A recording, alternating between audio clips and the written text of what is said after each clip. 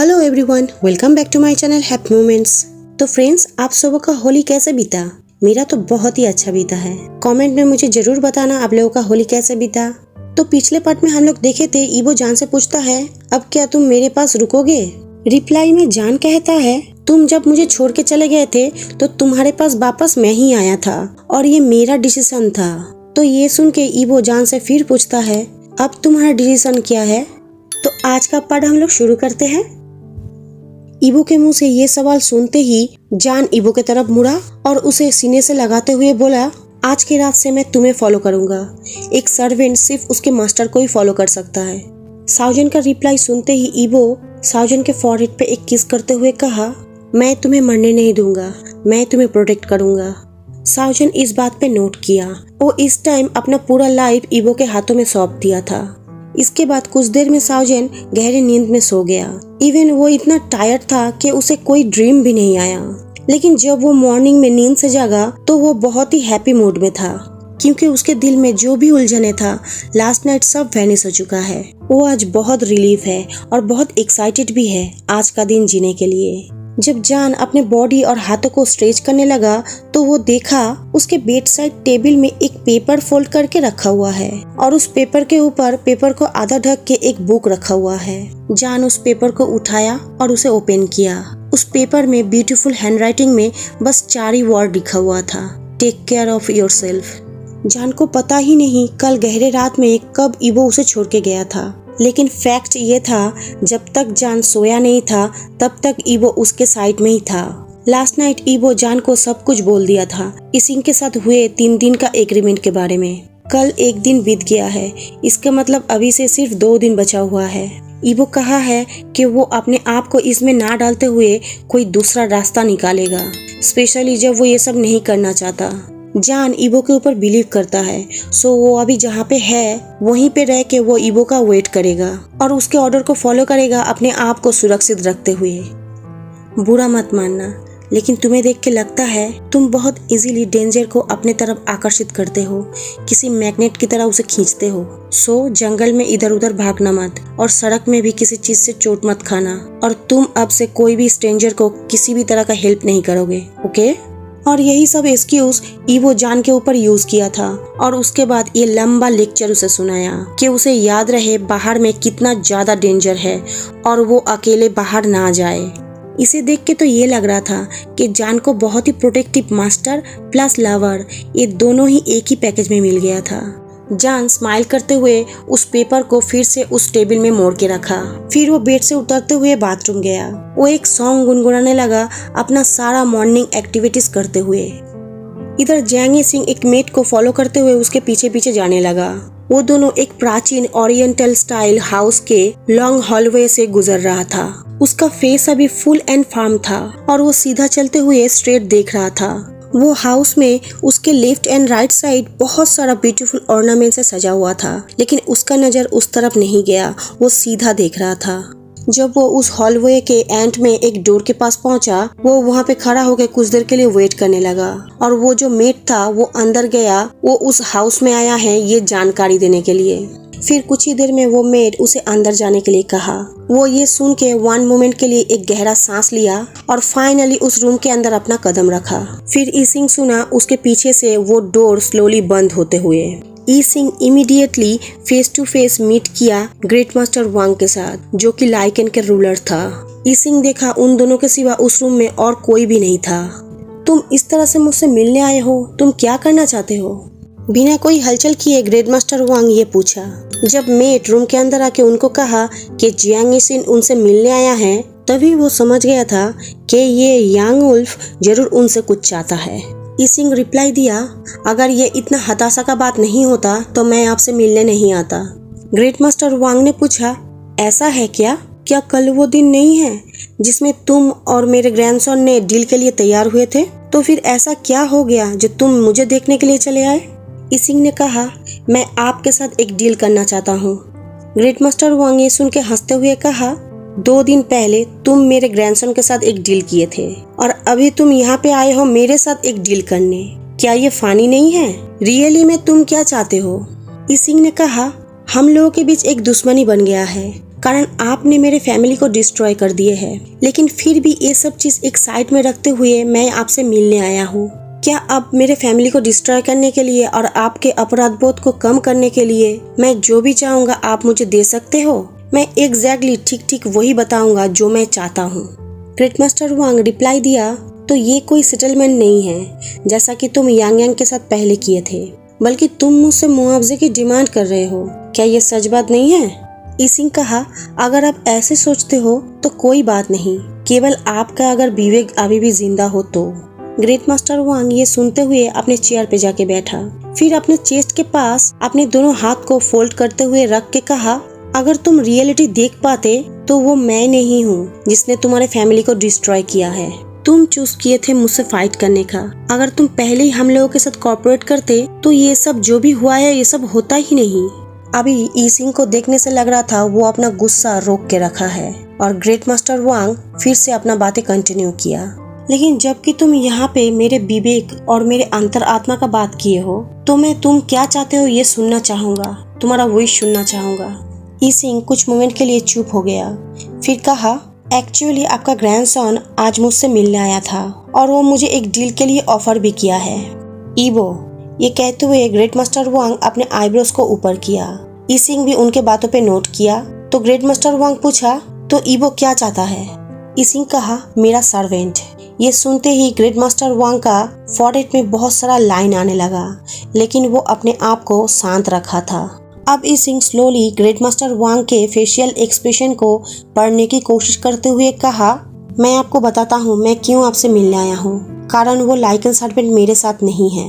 ये सुन के पहले ग्रेट मास्टर वांग किसी भी तरह का रिएक्ट नहीं किया, लेकिन बाद में उनका फेस देख के लग रहा था कि वो सरप्राइज हो रहे हैं जब वो ये गेस करने लगे ईसिंग का स्पीच किस डायरेक्शन में जाने वाला है। ईसिंग कंटिन्यू कहा, वो सर्वेंट आपके ग्रैंडसन के हाथ में है। ये सुन के ग्रेट मास्टर वांग इतना ज्यादा सरप्राइज हो गए थे कि वो स्पीचलेस ही हो गए। ग्रेट मास्टर वांग को इस तरह से साइलेंट देख के ईसिंग अपना बातें कंटिन्यू किया। मुझे पता है मैं उसके लाइफ को रिस्क में डाल के मैं आपसे इस तरह से मिलने आया हूँ, लेकिन मैं जो भी कर रहा हूँ उसको प्रोटेक्ट करने के लिए ही कर रहा हूँ। लेकिन आज वांग यीबो जिस तरह से मुझसे मिलने आया था उसे देख के मुझे लगा कि वो अभी तक आपसे कुछ भी नहीं कहा है कि वो उस लाइकन सर्वेंट को एक्चुअली में ढूंढ लिया है। थोड़ी देर में ग्रेट मास्टर वांग अपने इमोशन के ऊपर फिर से कंट्रोल पा लिया और वो पूछा, तुम मुझे इस तरह से बता रहे हो, तुम्हें क्या इस बात का कोई डर नहीं है कि मैं उसे अभी के अभी मार सकता हूँ? ईसिंग कहा, अगर मैं डरता तो मैं आपसे मिलने के लिए नहीं आता। मुझे पता है कि आप अपने ग्रैंडसन को बहुत अच्छे से जानते हो। अगर आप उस सर्वेंट के बारे में जान भी जाएंगे तो भी आप उस सर्वेंट को मार नहीं पाएंगे, क्योंकि आपके ग्रैंडसन आपको मारने नहीं देगा। ये देखते हुए कि आपके ग्रैंडसन आपसे ही उस सर्वेंट का ठिकाना छुपा रहा है, मुझे लगता है शायद वो उसके प्यार में पड़ गया है। ईसिंग का लास्ट सेंटेंस ग्रेट मास्टर वांग को बहुत ही ज्यादा चौंका दिया था। वो अपना अब सरप्राइज चेहरा बिल्कुल भी छुपा नहीं पाए। तो अब तुम क्या चाहते हो? उस रूम में ये अलग वॉइस सुनते ही ईसिंग सरप्राइज हो गया, क्योंकि उसे बहुत अच्छे से याद है इस रूम में जब वो अंदर आया था तब वो चेक कर लिया था इस रूम में वो और ग्रेट मास्टर वांग के सिवा और कोई नहीं था। ईसिंग अपने सर को तुरंत उस साउंड की तरफ घुमाया और देखा उस रूम के साइड में ही एक बैरियर से बना हुआ और एक रूम था। यांग यांग व्हीलचेयर में बैठा हुआ था और उसके वाइफ उस व्हीलचेयर को पुश करते हुए उस रूम से बाहर आ रही थी। उसे उस बल्कहेड को चेक करने से निग्लेक्ट नहीं करना चाहिए था।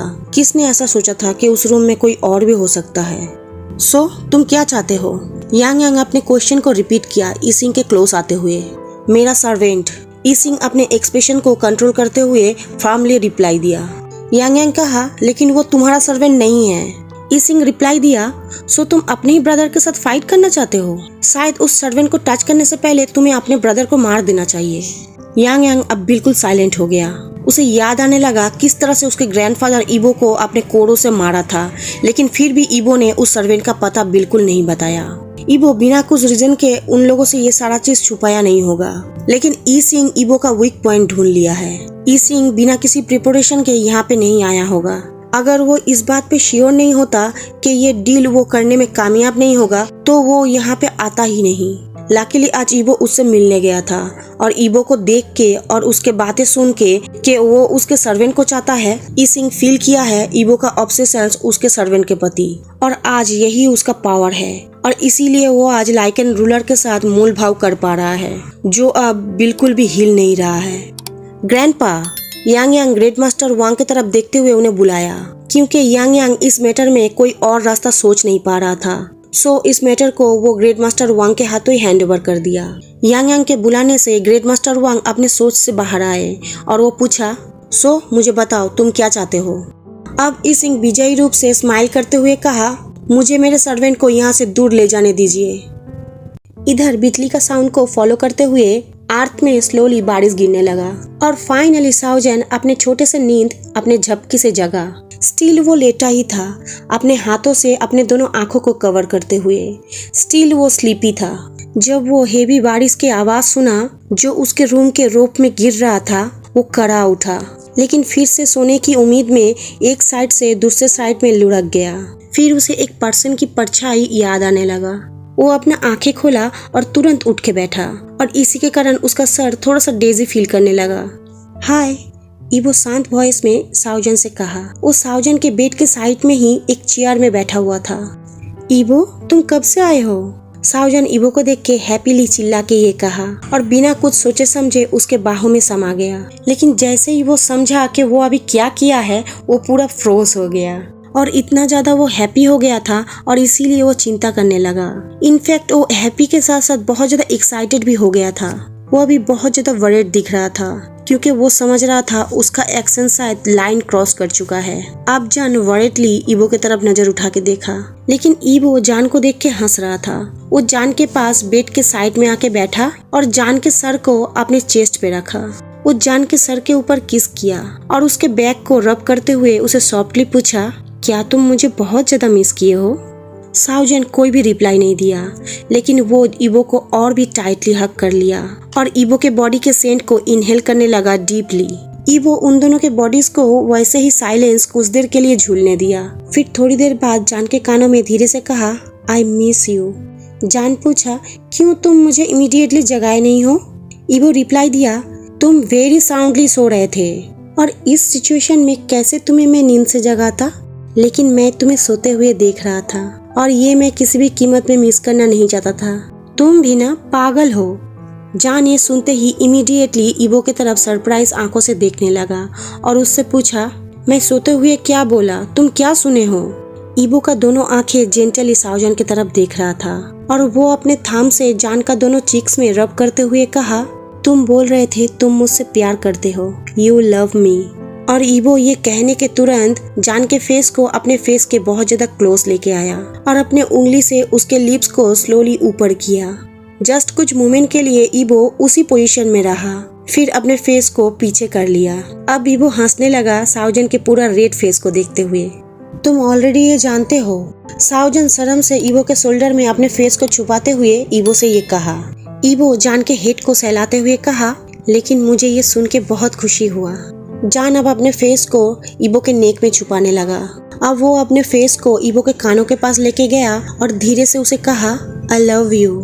जान, तुम अब मेरा लाइफ हो। ईबो जान के बातों का रिप्लाई दिया, शॉर्ट, सॉलिड और क्लियरली, और इसके बाद बोलने के लिए और कोई बात नहीं रहा। ईबो बस अब उन दोनों के बॉडी को तब तक झुलाता रहा जब तक कि ना बारिश बंद हो जाए। अब ईबो उन दोनों के बीच में साइलेंस को ब्रेक करते हुए पूछा, क्या आज तुम सही से कुछ खाए हो? जान कहा, अभी नहीं, दोनों ही। ईबो ये सुनते ही अपने बॉडी को सीधा किया और अपने दोनों आईब्रोज को ऊपर करते हुए जान की तरफ देखने लगा। जान हंसते हुए कहा, एज ए सर्वेंट के हिसाब से मैं अपना खाना नहीं खाया हूँ और एज ए ह्यूमन के हिसाब से भी मैं अपना खाना अभी तक नहीं खाया हूँ। ये सुनते ही ईबो के होठों पे एक बड़ा सा स्माइल आ गया और वो कहा, सो अब तुम इसके लिए पूछ सकते हो। देन ईबो अपना लिप्स जान के लिप्स पे लगाया और उसे एनर्जी देने लगा।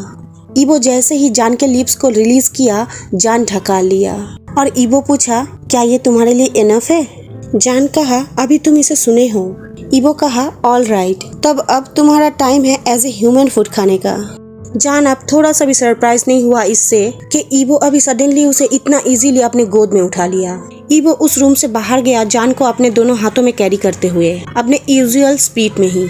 ईवो जान को इस तरह से कैरी किया हुआ था कि मानो जान का वेट उस लाइकन मैन के लिए कुछ भी नहीं था। आज का पार्ट मैं यहीं पे खत्म करती हूँ। वीडियो अच्छा लगे तो लाइक करना, इस वीडियो को दोस्त लोगों के साथ शेयर करना, मुझे कमेंट करके जरूर बताना ये वीडियो आप लोगों को कैसा लगा, और जाते जाते इस चैनल को सब्सक्राइब करके ही जाना। तो आज के लिए मैं चलती हूँ। Bye bye friends.